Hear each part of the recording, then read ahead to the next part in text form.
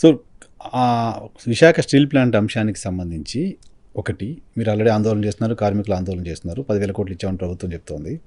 So సమస్య పరిష్కారం అయిందా? విశాఖ స్టీల్ ప్లాంట్ ఉంటుందా? ఏమి పరిష్కారం కాలే, ఏ మాత్రం పరిష్కారం కాలే. 11,000 కోట్లు అన్నారు, అందులో వివిధ రూపాల్లో ఆ డబ్బు మళ్ళీ వాళ్ళకి వెనక్కుపోయింది. తర్వాత వారు దాదాపు 3,500 నుంచి 4,000 మంది కాంట్రాక్ట్ లేబర్ని తొలగించేశారు. తర్వాత అంతేకాకుండా విఆర్ఎస్ ఇచ్చారు పర్మనెంట్ లేబర్కి, వాళ్ళు 1,000 మంది పైన ఉన్నారు, వాళ్ళకి ఇది చేశారు. తర్వాత రోజు రోజుకి వాళ్ళలో కాన్ఫిడెన్స్ పోతుంది, ఇది ఉంటుందనే కాన్ఫిడెన్స్.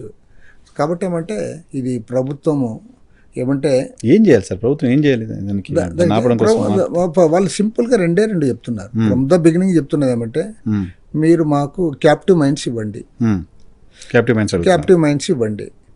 రెండోది మాకు రన్నింగ్ దీనికి ఈవెన్ లోన్ ఇప్పించినా చాలా అంటున్నారు.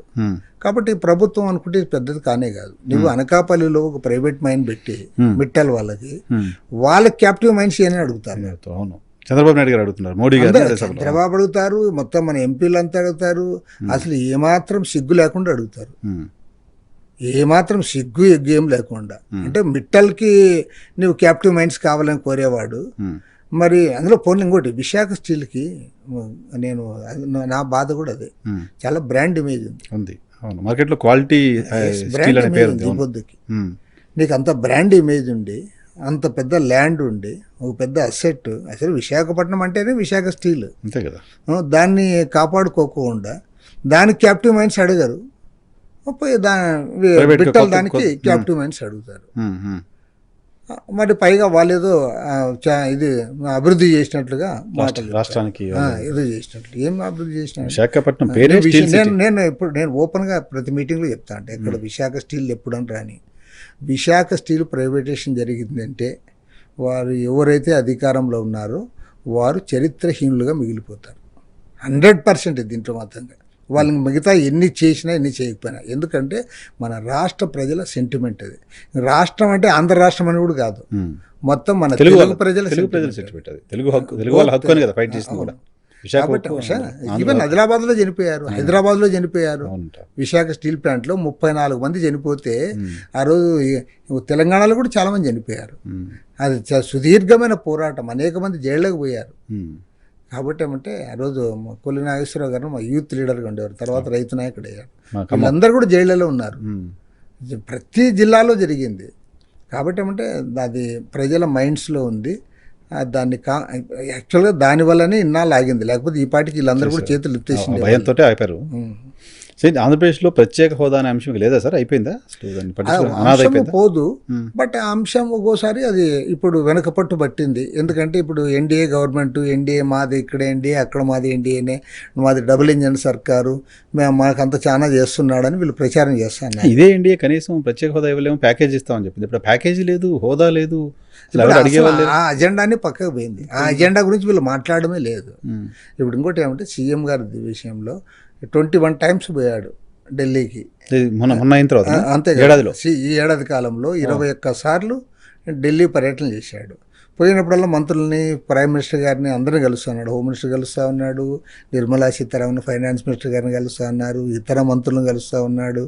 చంద్రబాబు నాయుడు బాగా కాలేజీ కుర్రాని మాదిరి బాగా హుషారుగా తిరిగి కలిశాడు. ఎవరెవరిని కలిశాడు, ఏమడిగాడో చెప్తున్నాడు, కానీ వాళ్ళు ఏమి ఇచ్చింది మాత్రం ఇంతవరకు చెప్పలే. నేను అడిగి వచ్చాను అంతే, అడిగి వచ్చినట్టు చెప్తున్నాడు. వాళ్ళు ఏమి ఇచ్చారో చెప్పమంటే అది మాత్రం ఇంతవరకు చెప్పలే. పలానా దానికి కాంక్రీట్గా పలానా విషయంలో మనకి కేంద్ర ప్రభుత్వం ఇది చేసింది అని ఈ రోజుకి చెప్పడం లే.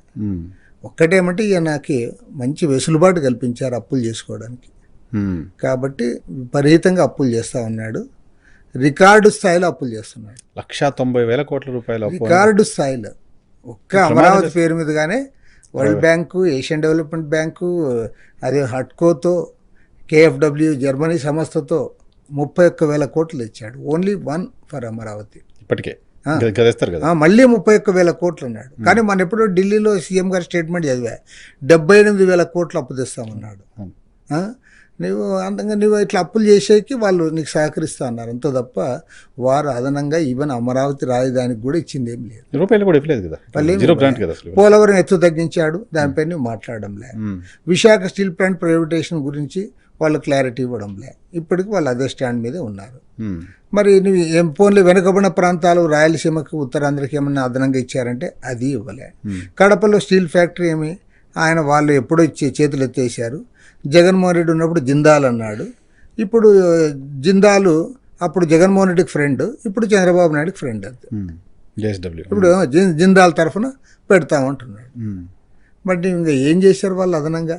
రాష్ట్రానికి ఎన్డీఏ సర్కారు, డబుల్ ఇంజన్ సర్కారు, మరి ఏది కొత్తగా ఏం అదనంగా ఇచ్చిందేదో చెప్పలే.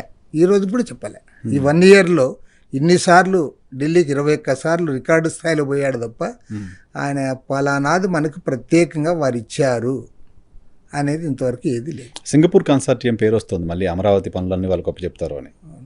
సింగపూర్ పోతున్నాడు కూడా, పోతున్నారు. వాళ్ళని ఒప్పిస్తాను, ఎట్లయినా పట్టుకొస్తాను అన్నారు.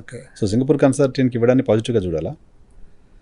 చూడాలి అంటే వాళ్ళతో అగ్రిమెంట్ ఏమవుతాడు. ఇప్పుడు వాస్తవానికి ఏమంటే మన దగ్గర ల్యాండ్స్ ఉన్నాయి, తర్వాత అప్పులు తెచ్చి ఇన్ఫ్రాస్ట్రక్చర్ డెవలప్ చేస్తారు, రోడ్స్, డ్రైనేజ్ ఇట్లాంటివన్నీ చేస్తారు, కొన్ని బిల్డింగ్స్ అవి ఇవి కడతారు, కొన్ని వేల ఎకరాల భూములు ఉంటాయి.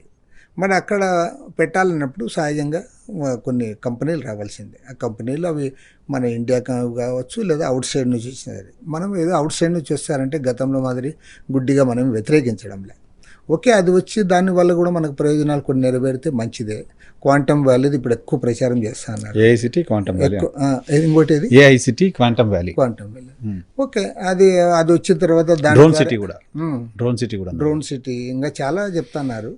ఓకే, అది వచ్చి దాని ద్వారా కొంత ఉపాధి ఉద్యోగాలు వస్తే ఈ భూములు ఇచ్చిన రైతులకే కాకుండా రాష్ట్రంలో కూడా ఒక అభివృద్ధి, ఒక సిటీ డెవలప్ అవుతుంది అనేది ఒక పాజిటివ్గా వస్తుంది.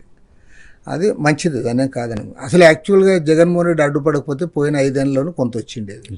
అతను అనవసరంగా అతను నష్టపోయాడు, దీనికి సాయంధవన్ మాదిరి అడ్డుపడినాడు అభివృద్ధి జరగకుండా. ఇప్పుడు వీళ్ళ దృష్టి అంతా దాని మీద ఉంది కాబట్టి, అప్పు కూడా తెస్తా అన్నారు కాబట్టి, ఇన్ఫ్రాస్ట్రక్చర్ డెవలప్ చేస్తుంది కాబట్టి కొంత ఖచ్చితంగా డెవలప్మెంట్ అయితే ఉంటుంది.